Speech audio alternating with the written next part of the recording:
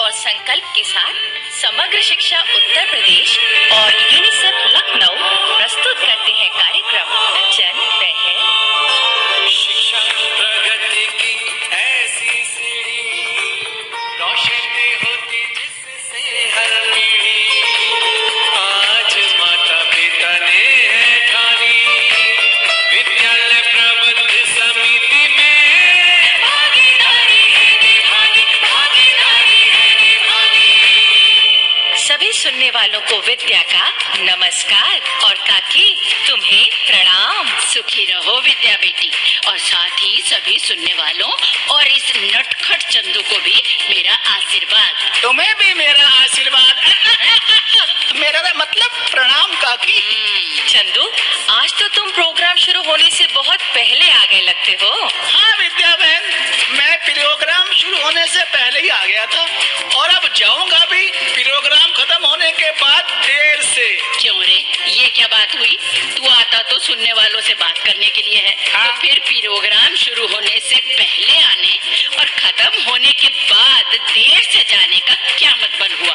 काकी, असल में बात यह है कि जहाँ से हम ये प्रोग्राम पेश करते हैं ना, मतलब ये जो स्टूडियो है, तो इसमें कितनी ढेर सारी सुविधाएं। देखो ना, यहाँ कितना बड़ा खुला खुला सा कमरा है, ये आरामदायक कुर्सी मेज है, पीने का साफ पानी भी रखा है, और काकी यहाँ बैठकर ना गर्मी लगे और ना सर्दी। बस मेरा इस कमरे से जाने को मन ही ना करे। अच्छा, तो इसीलिए तू जल्दी आता है और देर से जाता है। मतलब कि तुम यहाँ की सुविधाओं के दीवाने हो।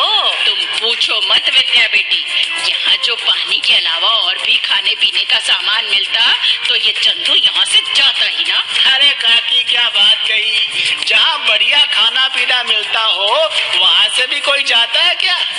अच्छा, पता है, तुम्हारी इस बात से मुझे अपने वो सुंदरलाल का किस्सा याद आ गया। क्यों, उन्हें क्या हुआ था? विद्या बहन, एक बार उनके रिश्ते के एक चाचा जी उनके घर मेहमान बनकर आए। सुंदरलाल जी ने उनका खूब सेवा सत्कार किया। अब चाचा जी ऐसे जमे कि जाने का नाम ही ना ले। हाँ, मुझे भी याद आया, सुंदरलाल ने कई तरकीबें भिड़ाई पर चाचा जी ना हिले, खूब राशन खाते रहे उसके घर का। हाँ, लेकिन करीब 1 साल बाद चाचा जी का मन वहाँ से चलने को हुआ, तो अपना सामान बांधकर वो बोले, बेटा सुंदरलाल, तुम्हारे घर में मैं टिका रहा तो समझो मुझे यहाँ टिकना ही था, क्योंकि दाने दाने पर लिखा होता है खाने वाले का नाम। तो इस पर सुंदरलाल बोला, पर चाचा जी, आपको देखकर तो ये कहावत कुछ यूं कहनी चाहिए कि बोरे बोरे पे लिखा होता है खाने वाले का नाम। तो सुनने वाले भाई बहनों, चंदू ने किस्सा तो मजेदार सुनाया, पर आज चंदू की बात से मुझे एक और बात का ख्याल आया। किस बात का विद्या बेटी? देखिएगा कि ये चंदू इस स्टूडियो से जाना नहीं चाहता, यही बैठे रहना चाहता है, क्योंकि यहाँ ढेर सारी सुविधाएं हैं। अब आप सोचिए, अगर हमारे सरकारी स्कूलों में बच्चों को सभी जरूरी सुविधाएं मिलने लगी तो बच्चे स्कूल में जरूर पढ़ने आएंगे, हर रोज आएंगे, और कभी पढ़ाई को बीच में ही छोड़कर नहीं जाएंगे। क्यों काकी? बिल्कुल ठीक कहा विद्या बेटी। अब जैसे स्कूल में मिलने वाला दोपहर का मुफ्त भोजन है, तो इससे बच्चों को पौष्टिक खाना तो मिलता ही है, साथ ही ये भी पता चला है कि इस कारण से स्कूल में बच्चों की हाजिरी भी बढ़ी है। हाँ काकी, और इसीलिए स्कूल की जो विद्यालय प्रबंध कमेटी है ना, मेरा मतलब एसएमसी है, तो उसके सदस्यों को ये ख्याल रखना चाहिए कि बच्चों को स्कूल में सभी सुविधाएं मिले, ताकि उनका मन पढ़ाई में लगा रहे। क्यों रे चंदू? हाँ, भले ही तेरा स्कूल से नाता बड़ा ही कम रहा है, पर तू ये बता ही सकता है कि स्कूल में क्या क्या सुविधाएं होनी चाहिए। चल बता बता सुनने वालों को। काकी, तुम हर बात में मेरी मास्टरनी क्यों बन जाती हो? हैं? मुझसे सवाल पूछने से तो अच्छा है कि आज की नाटिका ही सुनवा दो। सुनने वालों को सारी बात मजे मजे में समझ आ जाएगी। क्यों विद्या बहन? हाँ हाँ चंदू, चंदू ठीक कहता है काकी, हम अब नाटिका ही सुनवा देते हैं और जानते हैं कि स्कूल में क्या क्या सुविधाएं होनी चाहिए, जिनसे बच्चे खुशी खुशी स्कूल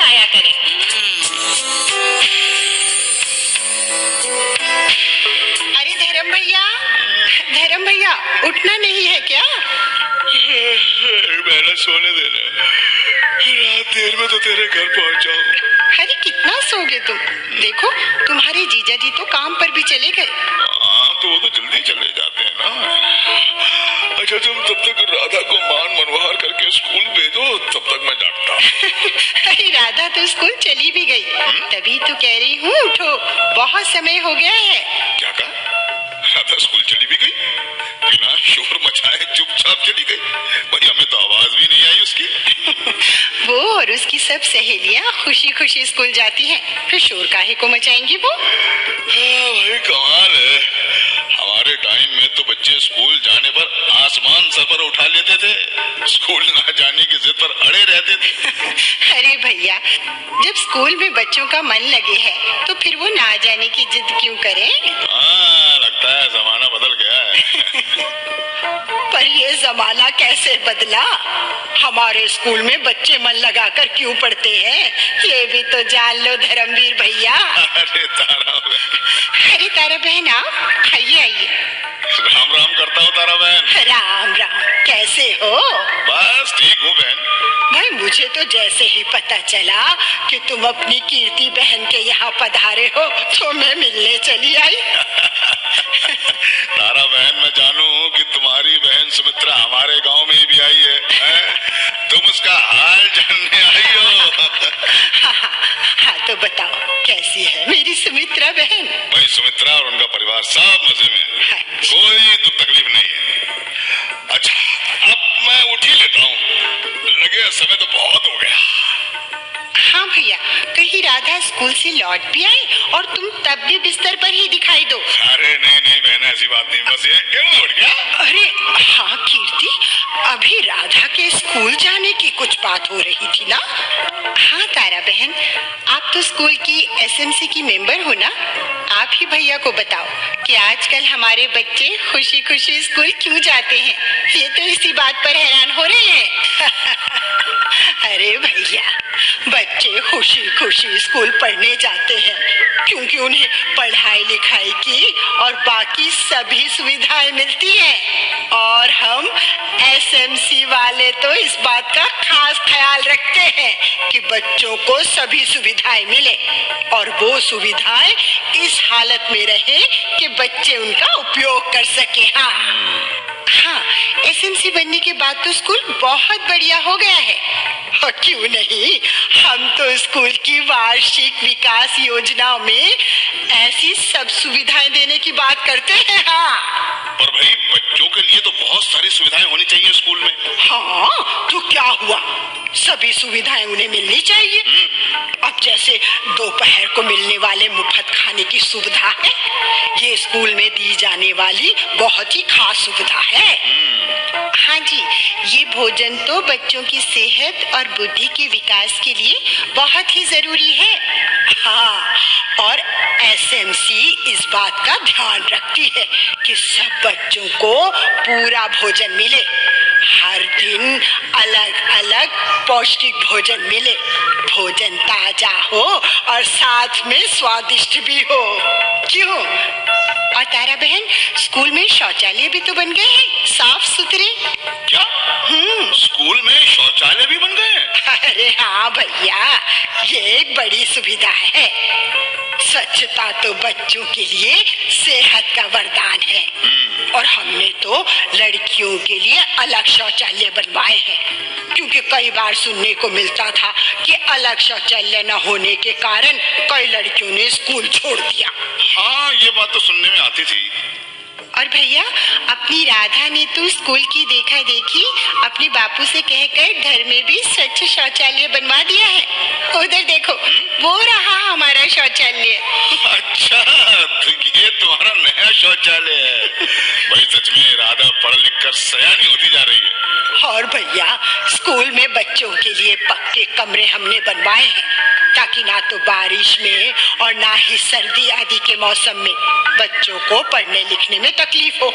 हर कक्षा में साफ सुथरा ब्लैक बोर्ड है, बच्चों के बैठने के लिए आरामदायक कुर्सी मेज भी है। वाह, और तारा बहन, कमरे ही नहीं, अब तो स्कूल की पक्की चारदीवारी भी है।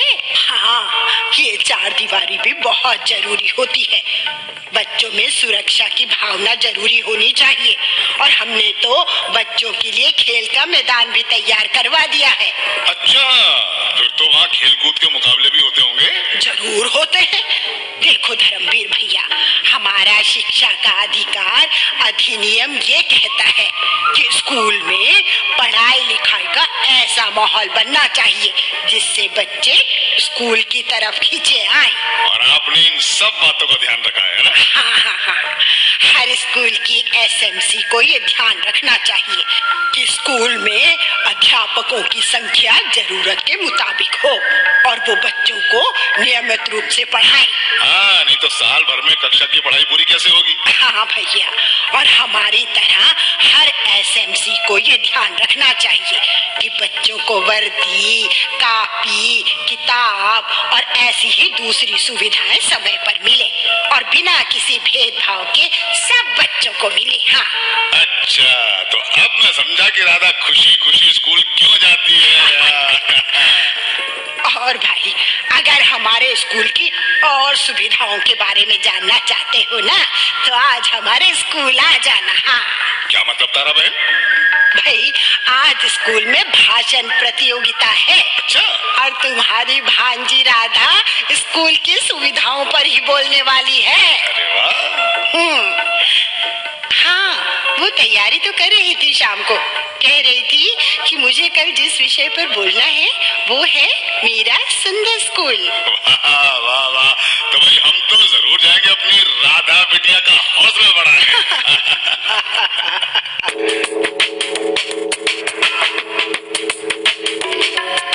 तो ये थी स्कूल की सुविधाओं पर आधारित हमारी आज की नाटिका। तो काकी, अब एक संदेश सुन ले। नहीं बेटी, पहले एक लोकगीत सुन लेते हैं। और इस लोकगीत में दिल्ली का पढ़ा लिखा एक नौजवान जब अपने गांव पहुंचता है तो उसकी जीप की टक्कर एक लड़की से हो जाती है, और फिर आगे क्या होता है ये सुनिए इस लोकगीत में। हट जा री चोरी, तू पीछे हट जा री चोरी, हो हट जा री चोरी, तू पीछे हट जा री चोरी, ओ मेरी जीप मार दे टक्कर, पीछे हट जा री चोरी, मेरी जीप मार दे टक्कर, पीछे हट जा री चोरी, ओ हट जा री चोरी, तू पीछे हट जा री चोरी, ओ हट जा री चोरी, तू पीछे हट जा री चोरी, ओ मेरी जीप मार दे टक्कर, पीछे हट जा री चोरी, मेरी जीप मार दे टक्कर। और अब बारी है इस संदेश की। मैं जिला मेरठ के कासिमपुर की रहने वाली हूँ। मेरा नाम रमावती है। हमारे यहाँ जो 8वीं तक का सरकारी स्कूल है उसमें हमारे परिवार के बालक भी पढ़ने जावे हैं। उनसे पूछो तो बताते हैं कि स्कूल में कोई दिक्कत ना है, पढ़ाई भी ढंग से कराई जावे है, सफाई सुथराई का भी ध्यान रखा जावे है, खेल कूद का भी सामान है। अब ऐसा है ना जी, ये सब बातें स्कूल में होवे तो बालका का मन पढ़ाई में लगा रहेगा। वो रोज स्कूल जावेंगे और अपनी पढ़ाई भी पूरी करेंगे। भाइयों बहनों, अगर आप अपनी बात हम तक पहुंचाना चाहते हैं या विद्यालय प्रबंध समिति के बारे में कोई जानकारी चाहते हैं या कार्यक्रम के बारे में कोई सुझाव देना चाहते हैं तो इस पते पर लिखें। हमारा पता है समग्र शिक्षा उत्तर प्रदेश सर्व शिक्षा अभियान ऑफिस, विद्या भवन, प्रथम तल, फर्स्ट फ्लोर, निशांतगंज, लखनऊ 226007। तो अब जन पहल के अगले कार्यक्रम तक विद्या और अपनी काकी और अपने चंदू को आज्ञा दीजिए। जय हिंद। शिक्षा